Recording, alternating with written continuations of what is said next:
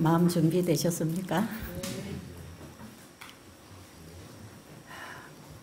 하나님은 우리 개인에게 있어서 절대로 먼저 은혜의 문을 닫지 않으십니다. 내가 먼저 닫습니다. 내가 은혜 받을 마음의 문을 닫아버리면 하나님이 아무리 부어주셔도 내가 받을 수 없기 때문에 포기하실 것입니다. 은혜의 문은 내가 닫는다는 걸 꼭 기억하시고요. 이 아침에 여러분의 마음에 은혜의 성령이 임하시게 되기를 바랍니다. 네, 마음을 열고 듣는 마음을 달라고 기도하시고 선포되는 말씀이 여러분의 마음에서 역사하도록 가슴을 여시기 바랍니다. 인간의 연약성이나 어떤 선입견 때문에 마음 닫지 마시고 인간을 보지 마시고 하나님의 말씀에서 오는 영을 받게 되기를 바랍니다. 여러분들 안에 성령이 역사하지 않으면 아무리 여기서 예수님이 설교를 하셔도 깨달을 수 없을 것입니다. 제자들이 그랬듯이 말이에요. 저도 성령에 가르쳐 주시고 말씀해 주시는 은혜가 없으면 저 같은 사람이 이 자리에서 아무 말도 할 수 없을 겁니다. 저에게도 진리의 영이 가르쳐야 되고 여러분에게도 진리의 영이 함께 가르쳐 주셔야 우리가 전하고 듣는 자 속에 역사하실 것입니다. 분명히 일은 그렇게 일어납니다. 지금 우리 중에 많은 분들이 깨고 회개하고 내가 이 자리에 와 있다는 것 자체가 너무 감사하다고 눈물 흘리는 분이 계신가 하면 평생 해온 신앙이 이제야 근본적으로 내가 다시 어떻게 시작해야 되는지를 알았다고 이런 고백들을 하시는 모습을 보면서 여러분 속에 진리의 성령이 임하시고 계시는 걸 알게 됐습니다. 많은 분들이 깊이 회개하고 부르짖고 이 진리를 받고 일어나는 이런 모습이 저에게도 놀라움을 지금 경험하게 하는 것이에요. 엘렌 G 화이트 여사가 쓰신 책에 제가 어디 몇 페이지인지 지금 기억은 안 되지만 이런 말씀이 있어요.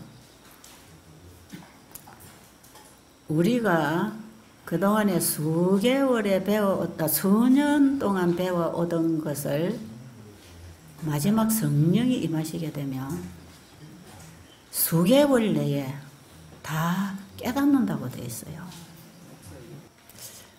그 성령께서 제 마음에 임하시는 것 같아요. 제가 그동안에 수년 동안 공부했잖아요. 정말 저는 연구를 했습니다. 진리를 알고 싶어서 통독을 하는 게 아니고 왜 조금씩 깨달아지는 것마다 나누고 깨달아지는 걸로 일어나고 그 깨달음 갖고 일어나고 정말 그 전체를 보지 못했지만 나에게 비춰오는 작은 빛을 따라 제가 계속 그걸 붙잡고 일어났잖아요. 그래서 어떻게 보면 부분적으로 하나의 그림을 이루고 있는 이 그림이 퍼즐로 하나의 피스로 이렇게 잘라져서 분포되어 있는 것처럼 여기서 조금, 저기서 조금, 저기서 조금 이렇게 이해하던 거 있잖아요. 그것이 지금은 보면요. 그 하나를 봤는데 이 하나 속에 전체가 쫙 그려지는 거 있잖아요. 전체 그림이 탁탁 그려지는. 제가 지난번에도 한번 그런 얘기를 했습니다만 그래서 하나의 이 그림이 그려지는 거기에 이것이 어디에 가서 들어가야 될 피스인지 그게 탁 이렇게 걸려들 때 하나를 딱 잡았는데 전체가 싹 연결되는 거 있잖아요. 진리가 그렇게 밝아지고 있어요. 제 가슴 속에 그게 오고 있어요. 그래서 제가 이렇게 운동을 하면서 어느 분 보고 그런 얘기 했어요. 제가 이제 못 보는 것 때문에 자꾸 이렇게 누구든지 자꾸 제가 움직이잖아. 그죠? 내가 말을 못하게 된 것보다 못 보게 된 게 너무 감사하다.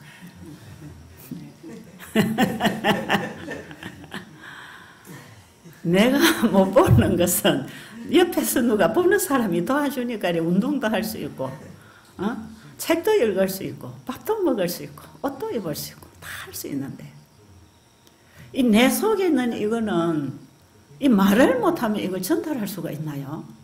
못하지요? 그 실물교원의 그 달란트 비유에 보면, 우리가 활용할 수 있는 가장 큰 달란트는요, 언어의 달란트를 했어요. 우리는 말로서 생명의 기별을 전할 수 있기 때문에 더 그렇습니다. 말로서 나를 표현할 수 있잖아요. 말로서 상대도 움직일 수 있잖아요. 그런데 제가 만약에 시력의 장애가 오지 않고 언어의 장애가 왔더라면 저는 이 진리를 받고 깨닫고 이걸 말을 못해서 심장이 터질 거예요, 아마. 제가 아마 이 답답해서 심장이 터져서 죽을지도 모르는 벅찬 진리의 빛이 강렬하게 오고 있다는 거.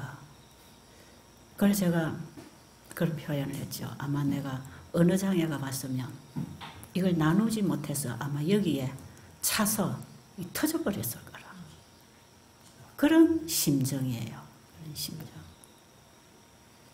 오늘 아침에 야고보서 5장 14절 이후로 16절까지 흔히 우리가 알고 있는 내용이고 또 저도 그동안에 이걸 가지고 건강 강의를 많이 했고 아는 내용이지만 제가 오늘 아침에 또 깨달은 게 있습니다. 주의 이름으로 기도한다는 의미하고 의인의 간구라는 거. 그 두 단어가 저에게 확실하게 빛이 옵니다. 깨달아졌죠. 제가 이 부분에 대해서 강의를 해 올려놨습니다. 유튜브에도 가면 야고보서 15장의 기도, 병자를 위한 기도 이런 부분 보면 그때 제가 깨달은 것만큼 나름대로 많이 얘기를 했죠.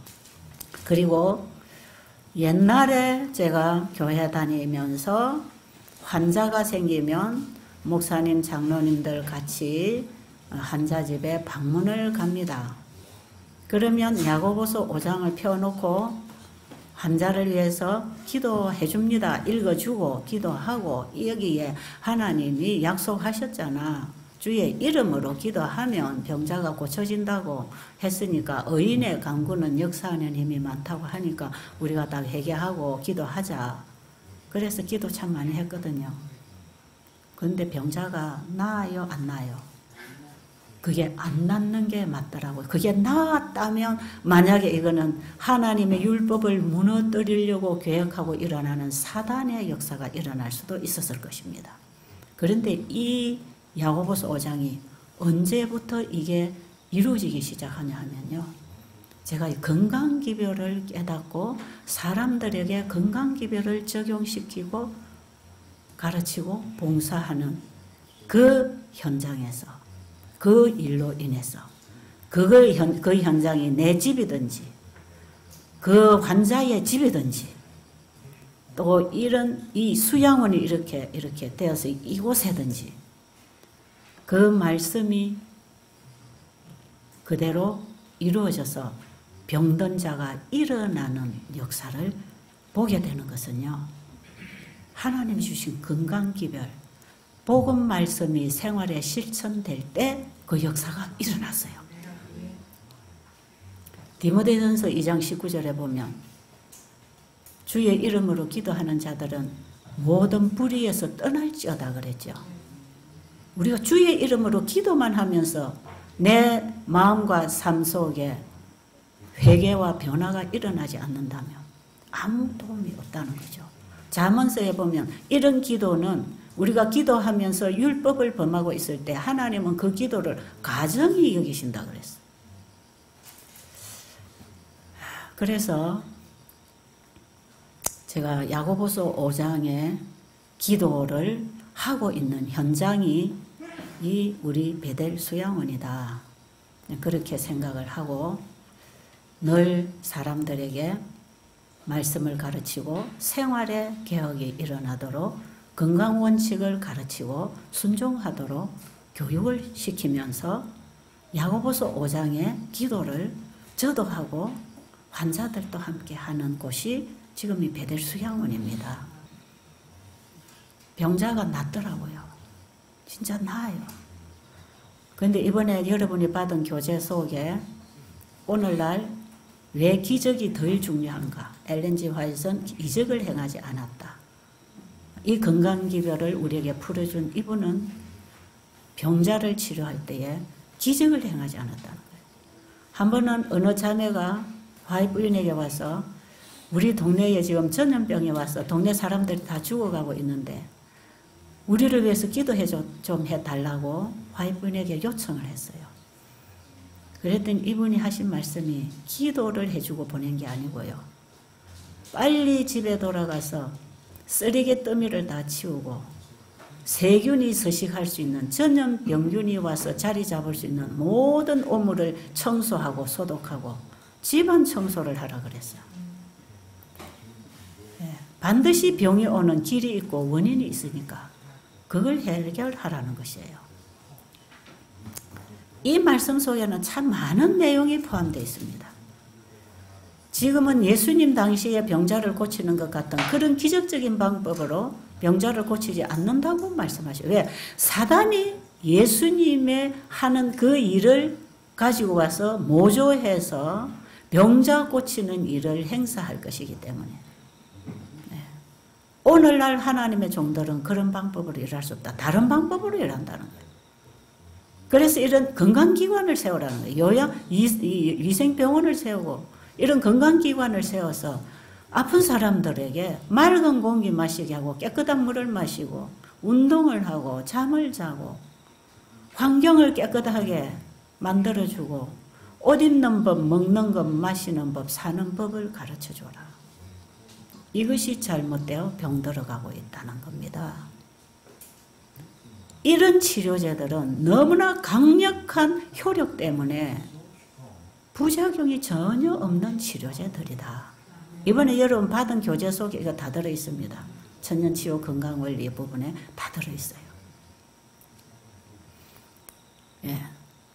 그런데 그 일을 할 때 거기에 하늘의 천사들의 보호가 있을 것이다. 여기 하나님의 손길이 있다는 겁니다. 여기에 하나님의 약속이 이루어지는 인이 있다는 것입니다. 근데 그대로 되더란 말이에요.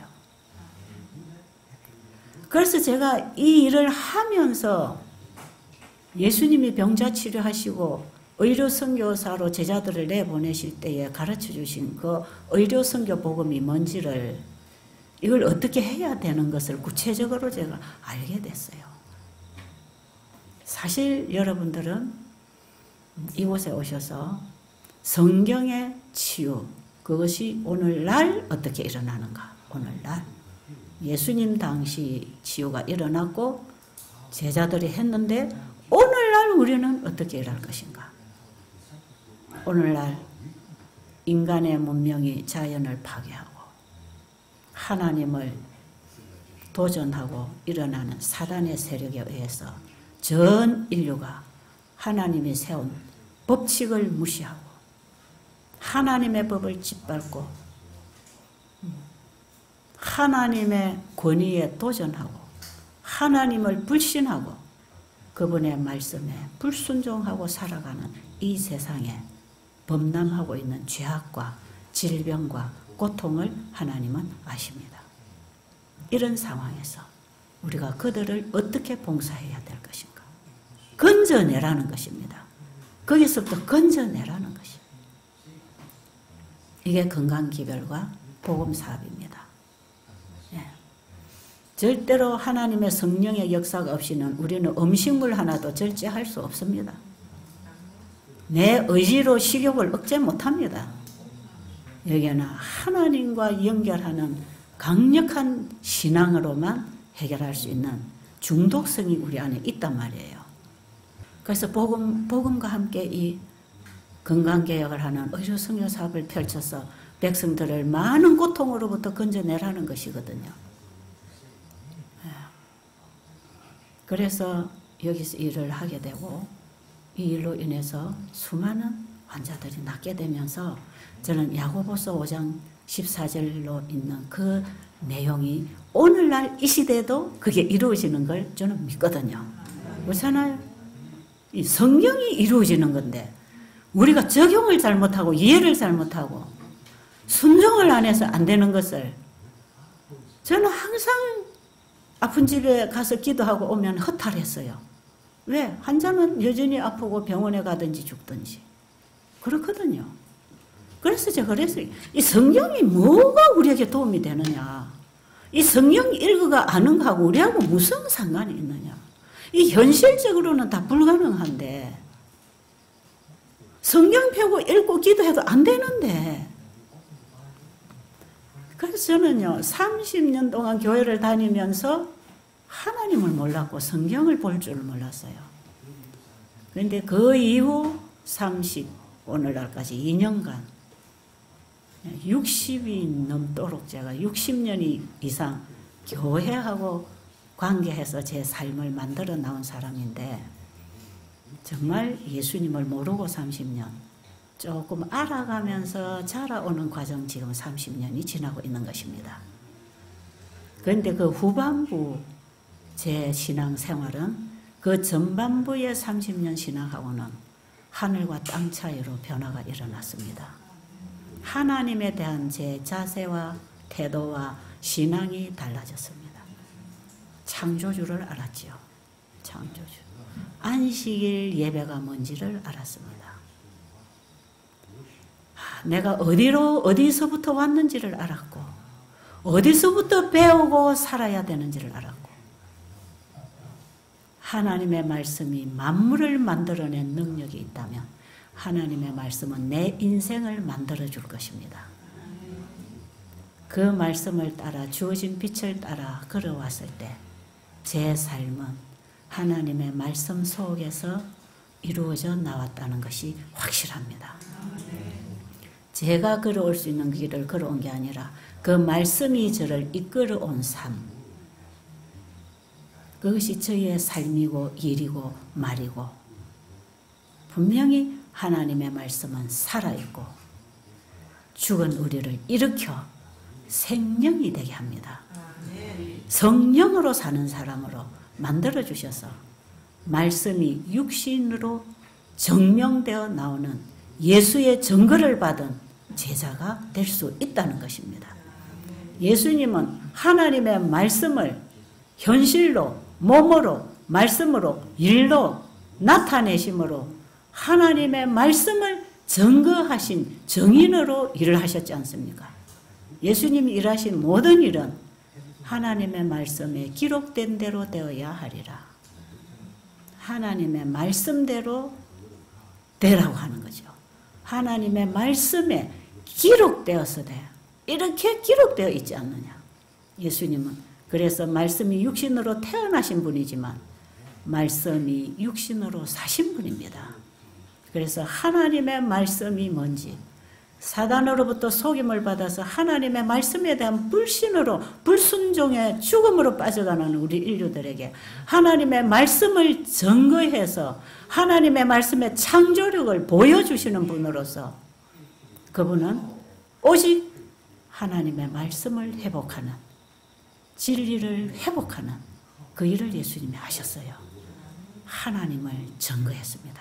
하나님의 말씀이 어떤 일을 할 수 있는가를 증명해 보이셨단 말이에요.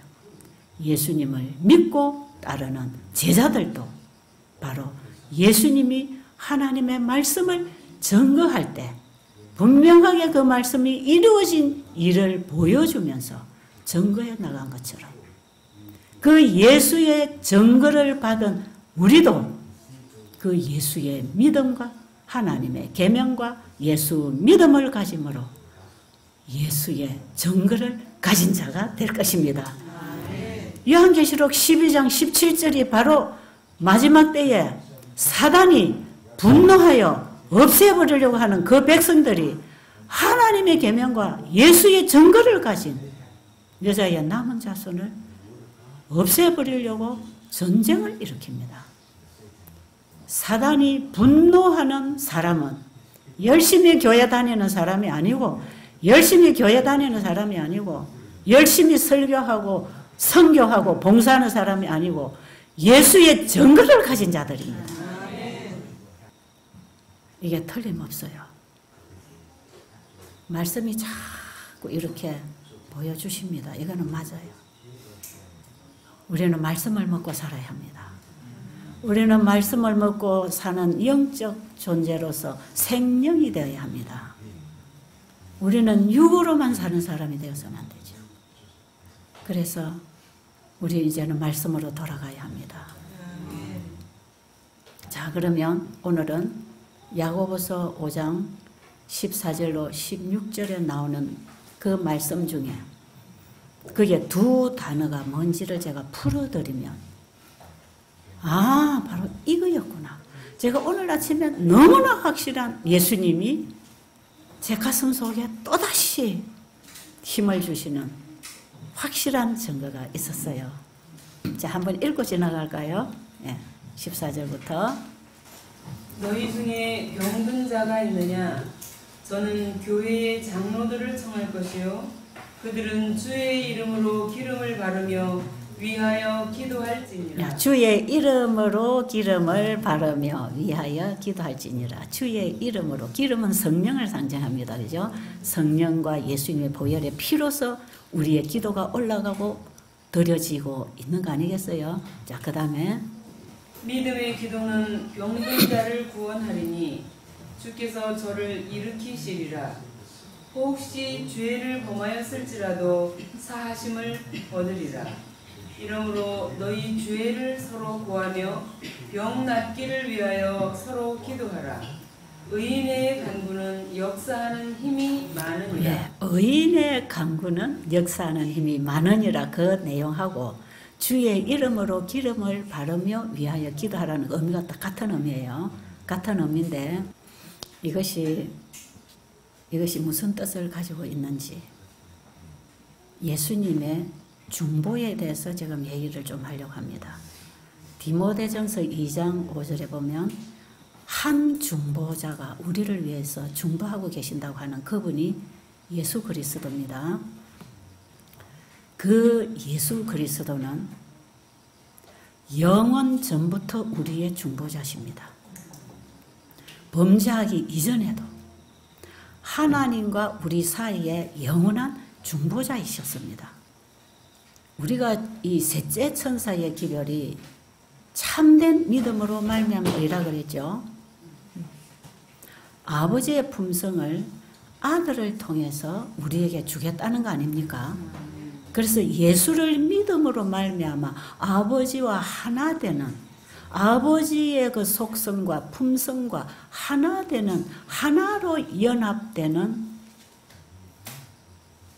그 자리에 들어가는 걸 의미하는 거죠. 하나님의 친자식 되는 얘기입니다.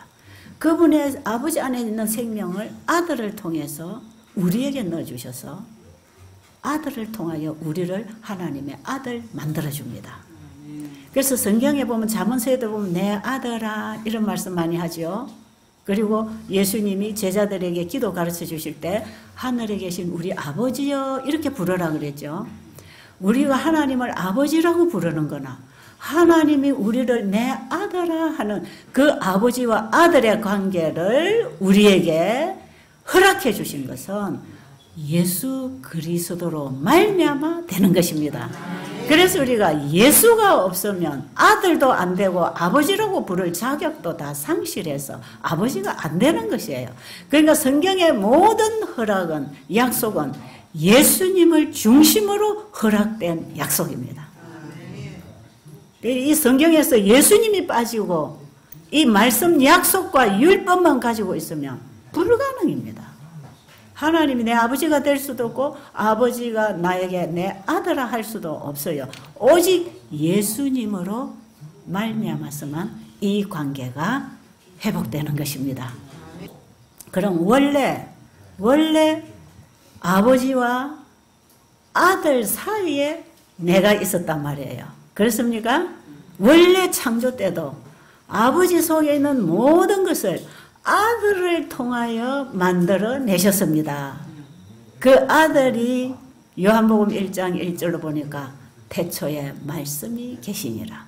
이 말씀이 하나님과 함께 계셨으니 이 말씀은 곧 하나님이시니라. 아버지 안에 있는 생명과 아들 안에 있는 생명이 하나다. 동일하다. 그래서 아버지 안에 있는 그 속성 생명과 아버지 속에 깊은 곳 지성소에 계시던 그분, 그 말씀이어야 하나님을 분명하게 증거하고 드러낼 수 있었다 이 말이에요. 예수님은 아버지를 증거하는 자리에서 일을 하셨단 말이에요. 요한이 요한계시록을 쓰면서 요한계시록 1장 1절 2절 서두에 보면 하나님의 말씀과 예수의 증거를 요한이 보고 거기에 성령이 임해서 본 것을 증언하는 기별이 요한계시록입니다. 이 요한이 본 이 계시록의 계시는요, 구약 성경 전부의 하나님의 말씀, 그 말씀을 예수님이 오셔서 다 입증해서 증거해서 드러내 보여주신 그 증거, 그것을 확실하게 보았다 이 말이에요. 네. 그리고 우리에게 증거해 주신 그분이 우리 안에 성령으로 임해서 또 세상에 증거하는 증인이 되게 해 주시려고 하늘 성소로 올라가셔서 우리에게 성령을 보내시고 끊임없이 우리의 죄를 그분이 받아가시고 중보하시면서 아버지의 것을 받아서 우리를 통하여 나누어 주어서 우리가 세상 땅끝까지 증인되게 해주시겠다고 약속하셨습니다. 그래서 우리는 하나님의 말씀을 증거함으로 전파하는 증인이 되어야 되고 이 증거가 땅끝까지 선포될 때에 하나님이 어떤 분인지를 확실히 선포한 다음에 이제는 그들이 하나님을 보고 돌아올 수 있는 모든 기회를 다 제공해 준 다음에 그때에 끝을찌라도 마음의 문을 닫고 은혜를 안 받아들이면 은혜 시기가 끝납니다. 그래서 최후의 하나님의 종들은 증인이 되는 것입니다. 증인이 그냥 내가 경험한 얘기가 아니고 하나님의 말씀이 이루어졌다고 하는 그 증인이 돼야 하나님의 말씀을 증거하는 것입니다. 굉장히 중요합니다. 내가 신비한 경험을 했다고 증인이 되는 건 아닙니다. 내가 꿈을 꾸고 내가 환상을 보고 내가 신비한 일을 경험했기 때문에 이게 증거가 되는 게 아니고 하나님의 말씀이 육신으로 우리가 변화되고 회복되고 하나님의 말씀이 지금 또 타락한 인간을 어떻게 변화시켰는가 하는 것을 증거해야 된단 말이에요. 이 증거가 나와야 돼요. 이 증거가. 여러분 예수님이 가르쳐 주신 설교법 이제 뒤로 가면요. 그런 얘기를 제가 다 거기 옮겨놨습니다. 예. 이 제자들은 어떻게 복음을 전해야 되는지 어떤 복음을 전해야 되는지 지금 지성소 사역이 이루어지는 이 시대에 우리는 이 땅에서 어떤 신앙 경험을 해야 되는지 분명하게 우리의 갈 길을 선포하라는 게 이 시대에 설교하는 것입니다. 그 제 말이 아니잖아요. 여러분 깊이 연구하시기 바랍니다. 이거 뭐저 베델의 채집사가 써놓은 거니까 별거 아니다 이렇게 생각하지 마시고요. 이 말씀이 우리가 이 시대에 알아야 할 분명한 의료 선교사로서 준비되는데 필요한 말씀이라는 걸 아시고 스스로 연구하게 되기를 간절히 바랍니다. 자, 그러면 주의 이름으로 기도한다는 의미가 뭔가? 엘렌 G 화이트 여사가 쓰신 책 속에서 좀 보겠습니다. 정로의 계단에 보면 기도에 특권하는 장이 나와요. 예, 우리에게 기도하라고 하신 것은 우리의 특권이라는 것입니다. 자, 그 101페이지 좀 읽어주세요. 예수님의 이름으로 기도한다는 것은 다만 기도의 시작과 끝에 그 이름을 부르는 것 이상의 의미가 있다. 그의 이름으로 기도하는 것은 우리가 그의 허락하신 바를 믿고 그의 은혜를 의지하고 그의 사업을 행하면서 예수님의 마음과 정신으로 기도하는 것을 의미한다. 예. 정로의 계단 101쪽입니다. 그분의 은혜를 믿고 죄인을 받아주시는 그분의 은혜를 믿고 그분의 마음과 그분의 정신으로 그분의 사업을 행하는 것을 의미한다. 기도에는 응답이 오겠습니까? 어떤 기도를 해야 응답이 옵니까? 주의 이름으로 기도할 때에 응답이 옵니다. 주의 이름으로가 무슨 뜻인지 우리가 이해할 필요가 있겠죠. 자, 주의 이름으로 기도한다는 뜻은 우리 죄인을 위하여 중보하시는 그분의 은혜를 믿고 그 다음에 그분의 마음과 그분의 생각과 그분의 사업을 가지고 행하는 것을 의미한다. 이건 뭐예요?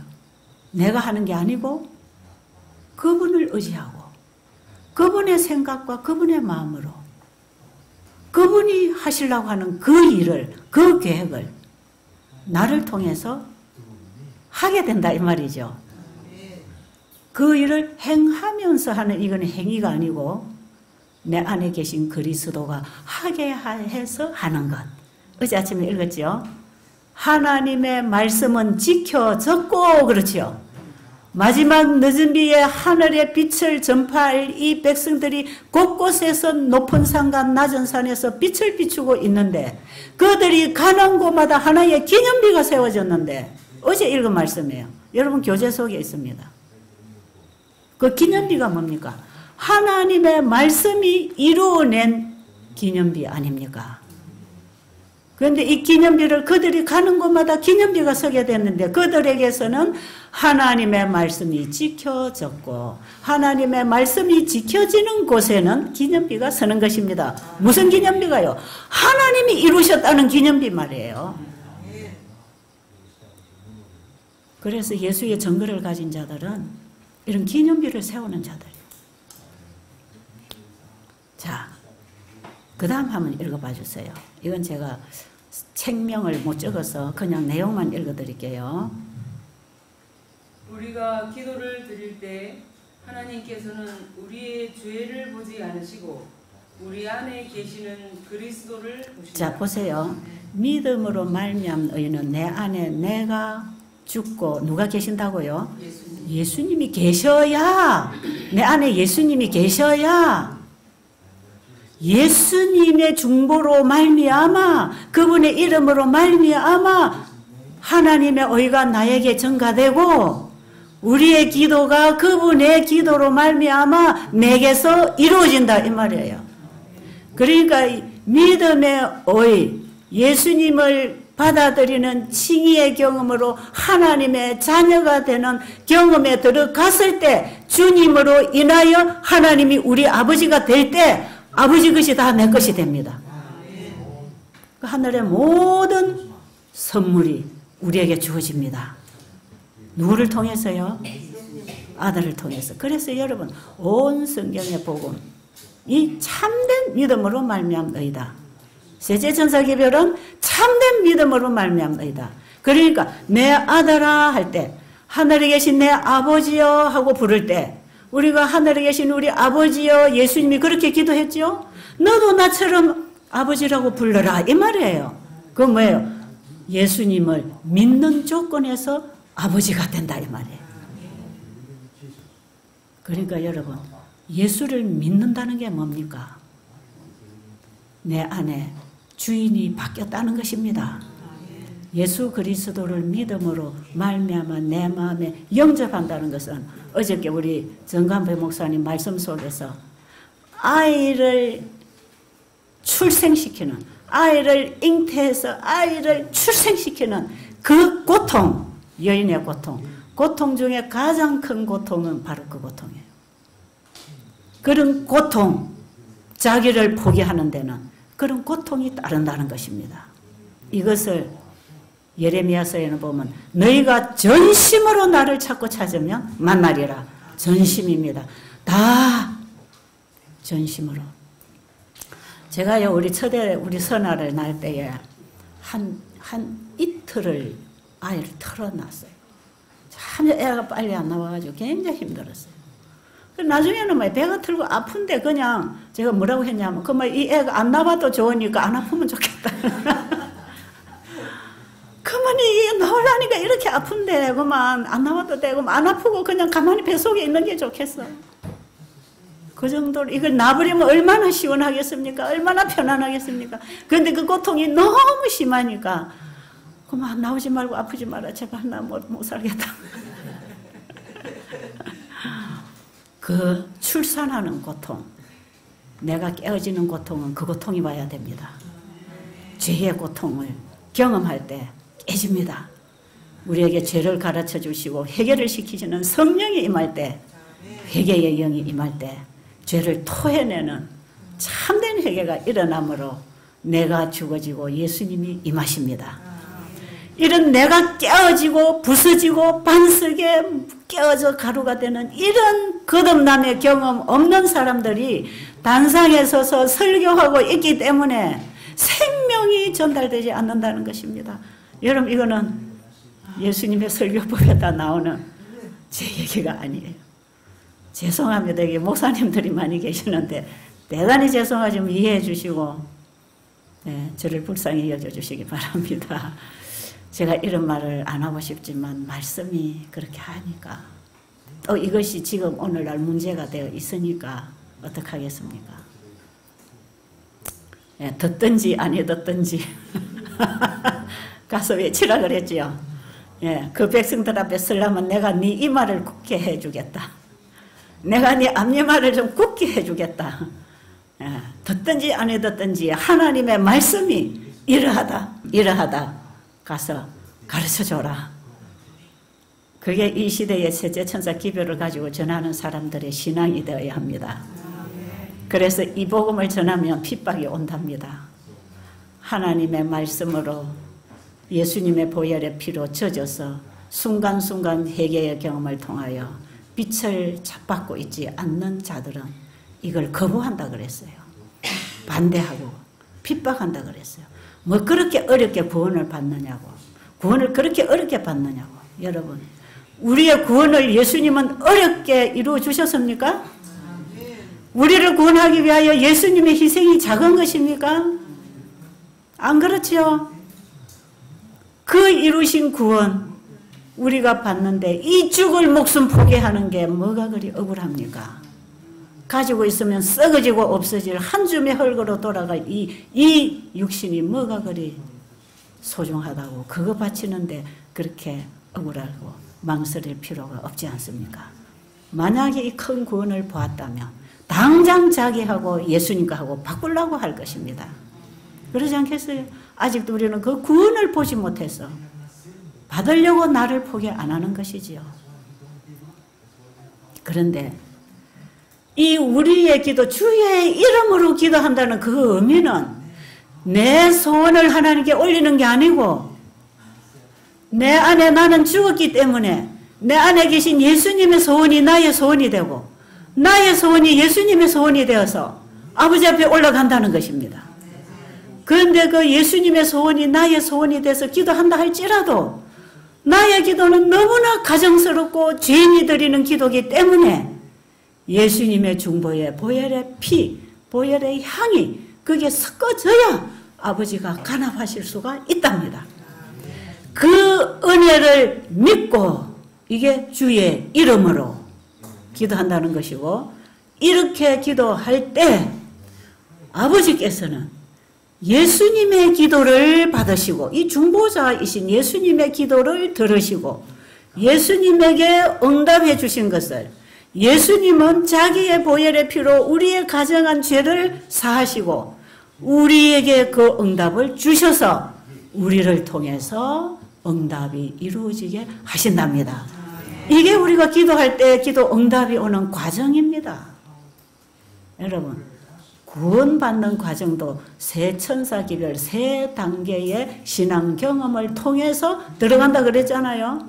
기도의 응답도 이런 과정을 통해서 우리에게 오고 있습니다. 이것이 순식간에 일어나는 것 같지만 이것은 예수님과 하나님과 우리 사이에 예수님이 우리 중심에 계셔서 이런 응답이 일어나고 있다는 것입니다. 그 다음 읽어보세요. 우리의 기도는 우리 안에 계시는 그리스도의 소원과 조화를 이루어야 한다. 우리의 기도는 예수님의 기도와 조화를 이루어야 한다. 그렇죠? 이 조화를 이루는 게 뭡니까? 예수님과 내가 하나 됐다는 거 아닙니까? 그렇죠? 그러니까 내 생각하고 예수님 생각이 다르지 말고 예수님의 뜻과 내 뜻이 다르지 말고 하나로 조화를 이룰 때 이게 내 기도가 예수님의 기도가 되어서 아버지께 올라간다 이 말이에요. 그러니까 나의 뜻대로 마옵시고 아버지의 뜻대로 되기를 원합니다가 우리에게도 필요하다 이 말이에요. 예수께서는 우리의 기도를 대신하여 아버지께 간구하실 때 마치 자기 자신의 소원인 것처럼 간절히 탄원하신다. 우리의 기도 속에 예수님의 소원이 담겨져 있는 감미로운 향기가 되어 하늘아버지께 올려진다. 이것이 바로 예수님의 이름으로 기도합니다라는 의미이다. 이제 이해하시겠습니까? 그러니까 믿음으로 말미암아 의롭다함을 받은 하나님의 자식들, 예수님으로 말미암아 하나님의 아들이 된 자들에게 주신 특권이 기도의 특권이에요. 그렇죠? 거기에 응답입니다.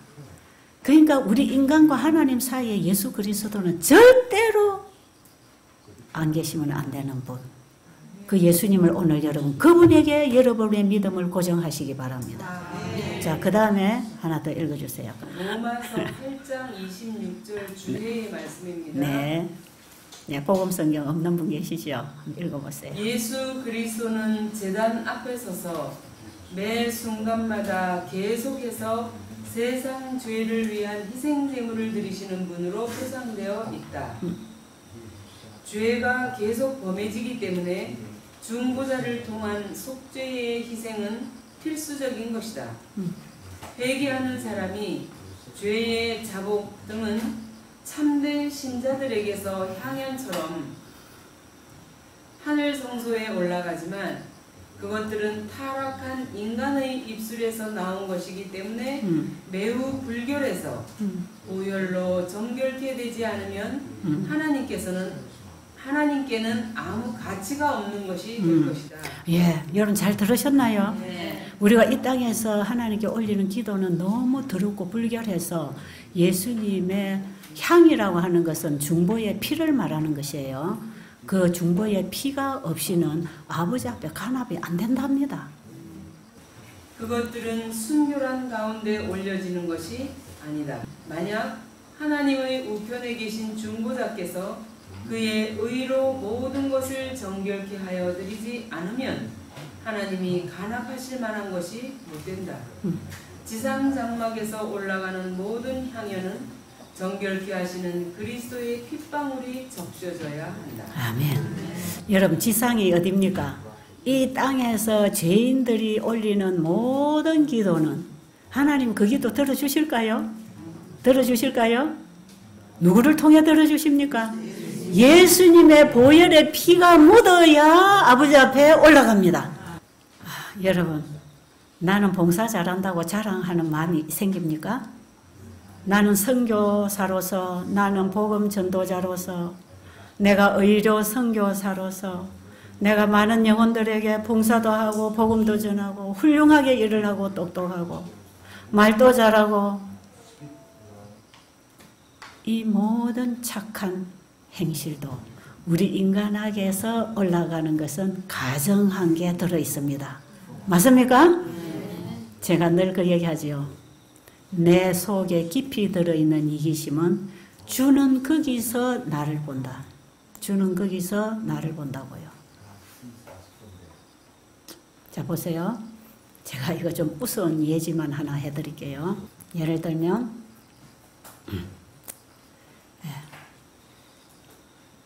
사람들이 저에게 옷을 이래 사다 준다. 그러면 제가 딱 입고 싶은 건 딱 가지고 있죠.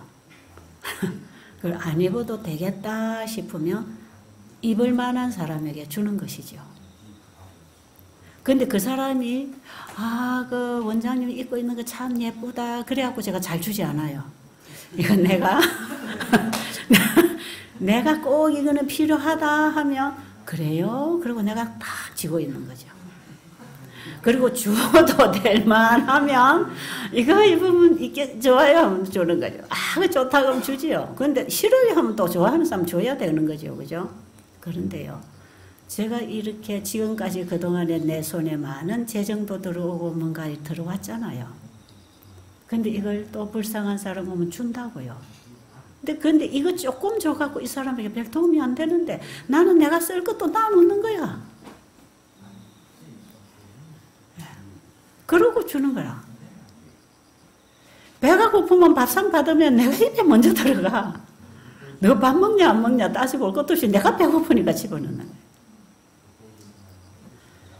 여러분, 예수님은 굶주린 배를 움켜쥐고라도 배고픈 자를 볼 때 자신의 입에 들어가던 빵 조각을 나눠주었다 그랬어요. 우리는 부정합니다. 우리는 가정스럽습니다. 우리가 아직도 이기심이 우리 속에 들어 있습니다. 솔직하게 저는 제 모습을 가지고 복음을 이해하고 있습니다. 그렇기 때문에 내가 복음을 아무리 잘 전해도, 내가 아무리 봉사를 많이 해도, 내가 아무리 선행을 많이 해도 이 모든 것은 가정하다. 혹시 복음을 전할 때도 자아가 드러납니까? 저도 최대한 제 마음에는 예수님만 드러내기를 원합니다. 근데 예수님을 잘 드러내는 거기에 내가 항상 가 있지요. 그죠? 우리가 예수님을 높이면 나도 따라가 높아지는 거 아니겠어요? 예수님 때문에 우리가 복을 받고 사니까 말이에요. 근데 우리는요, 우리가 하는 모든 것은요, 거기에 뭔가가 묻어나갑니다. 뭔가 죄가 묻어나가요. 이기심이 묻어나가요. 여러분, 예수님이 가르쳐 주신 설교법에 보면요, 이 설교를 할 때 절대로 자아가 나가지 않도록 하라 그랬어요. 오직 예수님만 높이라 그랬는데 얼마나 자기를 많이 전합니까? 자기를 전하죠. 제가 이렇게 간증을 하고 복음을 전할 때 그게 가장 두려운 것 중에 하나입니다. 사람들이 채집사는 저리 했대 하고 채집사를 볼까 봐. 그게 가장 두려운 거죠. 그래서 이 복음을 전하는 이 그릇을 보지 말고 이 그릇을 통해서 전달되는 속에 있는 그걸 받아가라는 거죠. 그거. 예수님을 보라 이 말이에요. 저를 이렇게 인도해 주시고 저에게 이렇게 가르쳐 주시고 일하게 하신 그분을 여러분이 봐야 되는 것입니다. 그런데 그런 정신으로 한다 할지라도 거기에 어떤 내가 묻어나가는 게 있단 말이에요.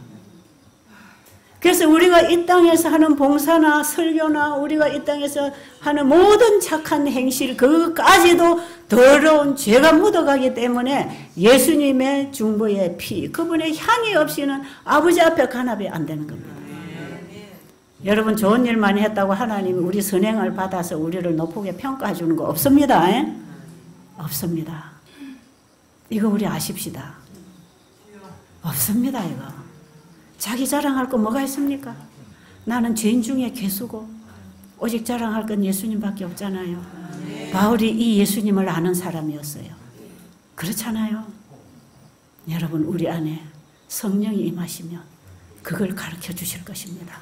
그래서 저는 끊임없이 주의 이름으로만 아버지 앞에 나가게 되어 있습니다. 이 땅에 있는 모든 죄는 다 뭐다? 다 죄인이라. 그런데 여러분 구약 성경의 제사 제도를 우리가 잘 읽어보면요. 오늘 거기 출애굽이니까 레위기 있어요. 아니에요. 다른 데인데. 29장 40절. 출애굽기 29장 44절 42절로 보면 거기에 매일 드리는 상번제 얘기가 나옵니다. 예수님 이 제물을 드릴 때 제물의 종류가 있어서요. 제사장이 죄를 지을 때 개인들이 죄를 지을 때 어떤 짐승을 가지고 어떻게 제사를 드리고 이 죄가 용서되는 방법들이 여러 가지가 있어서 어떤 사람들의 죄가 용서되냐 하면 자기의 죄를 철저하게 깨닫고 내가 죽어야 되는데 내 죄를 짐승을 하나 끌고 와가지고 그 짐승에게다가 안수를 해서 내 죄가 이 짐승에게 전수가 되고 내 죄를 가지고 이 짐승이 죽는 것입니다. 그때에 내가 저렇게 죽어야 된다는 사실을 알고 이 양이 죽는 것은 내 죄를 가지고 이 제물이 죽는 것은 내 죄를 가지고 예수님이 대신 죽으실 걸 믿음으로 양을 잡아서 제사를 드리는 것입니다. 그래서 그 양과 함께 죄인인 나도 영적으로는 죽는 것입니다. 이렇게 할 때 이 피, 내 죄를 위해서 죽은 이 양의 피가 제사장을 통해서 성소에 뿌려집니다. 그러면서 이 죄인의 죄가 용서됩니다.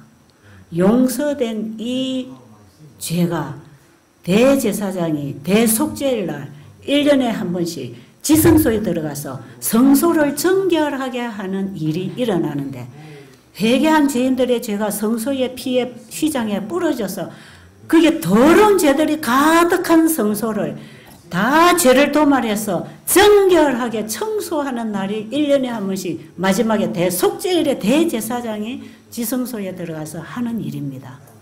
그리고 1년 내내 회개한 죄인들의 죄를 받아서 대속죄일에 그 죄를, 그 모든 죄를 다 받아가지고 아사셀이라고 하는 염소에게다가 또 안수를 해서 이 염소에게다가 죄를 전가시켜가지고 이 염소를 무인지경으로 보내버리는 게 죄를 끝내는 일입니다. 그래서 그 장막에 죄를 없애버리고 정결하게 하는 일을 매년 하고 있었는데 이 성소 진리는 예수님이 이 땅에 오시고 하늘 성소, 하늘 지성소의 사역을 어떤 단계의 사역을 통해서 우리 죄인을 받아서 용서하시고 용서하신 죄를 가지고 마지막 지구 역사 마지막 대속죄 기간에 용서받은 죄인들의 죄를 그분이 누구에게 안수하는지 아세요?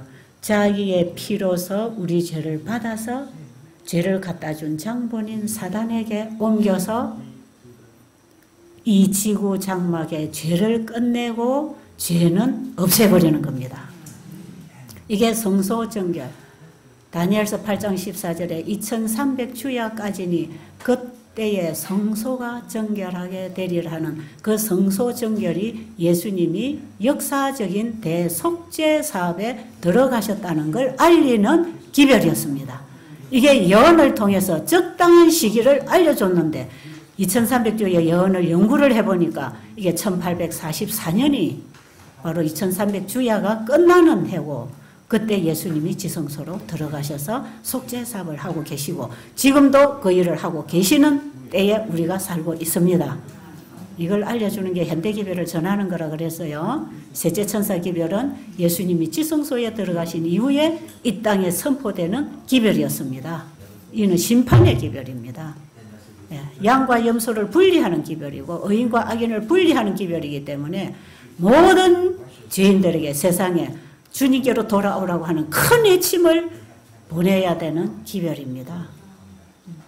그런데 이제 개신교회들은 이 예언을 잘 모르니까 2300주야가 뭔지 성소가 뭔지 뭐 성소 진리를 가르치는 목사님들은 상당히 많아요. 여기 오시는 목사님들 얘기 들어보면 개신교 목사님들도 구약의 성소 진리는 가르쳐요. 왜? 이것은 예수님이 우리를 구속하시는 청사진을 미리 그려놓은 거기 때문에 이거를 가르치지 않으면 예수님의 십자가가 이해가 잘 안 되는 거니까요. 반드시 십자가 예수님의 구원의 사역을 얘기하려면 구약의 성소 진리를 가르쳐야 돼요. 자, 그런데요. 여러분 놀라운 사실을 좀 보시기 바랍니다. 자기의 죄를 가지고 짐승을 가지고 와서 회개를 하고 거기다 안수를 해서 짐승이 죽은 피가 들어가야 이게 죄로부터 용서가 되는데 회개하지 않는 자들 있잖아요. 회개할 줄도 모르고 회개하지 않은 자들을 위한 희생 제물이 날마다 드려지고 있었는데 그걸 아침 저녁 끊임없이 드려진다고 해서 상번제입니다. 상번제. 날마다 날마다 드려지는데, 이 죄를 회개하는 죄는 죄인이 회개할 때만 양을 가지고 제사를 드리는데, 상번제, 아침부터 저녁까지 이 상번제를 계속 성막 앞에서 드리고 있었어요. 성막 앞 번제단에서 아침에 양을 하나 잡고 저녁에 양을 하나 잡아가지고, 아침에 양을 잡아서 다 토막을 내가지고 이걸 불에 태워서 향을 올립니다. 이 향은 예수님의 보혈의 피를 상징하니까요. 이 양을 한 토막을 태우고 또 다 타면 또 태우고 또 태워서 잘라놓은 이 양의 토막을 저녁 때가 될 때까지 다 타고 나면 없잖아요. 그럼 저녁에 또 한 마리 잡아요. 그래가지고 이 토막을 계속 저녁에 또 태워요. 그래서 아침 저녁으로 날마다 태워드리는 제사, 이게 상번제입니다. 이 상번제는 왜 드립니까? 죄인이 회개할 때만 양이 필요했는데, 회개하지 않은 무수한 이방인들, 복음을 받지 못하고 살아가는 그들을 위해서도 예수님의 보혈의 피가 흘려졌다는 것입니다. 하나님이 세상을 이처럼 사랑하사 독생자를 주셨으니, 주셨지요? 그런데 구원을 받는 사람은 어떤 사람 받는다고요? 그를 믿는 자만 구원을 받습니다. 그런데 그를 믿지 않는 자들을 위해서도 예수님은 피 흘려 죽으셨습니까? 아침 저녁 매일 드리는 상번제, 이 불이 꺼지면 절대로 안 돼요. 이 불이 꺼져서 향이 올라가지 않으면 바로 뭐가 되는지 아세요? 하나님의 진노가 이 땅에 임합니다. 우리는 지금요, 예수님을 영접 안 한 사람들도요, 예수님의 피 공로로, 그분의 중보로 우리가 지금 이렇게 숨쉬고 살고 있습니다.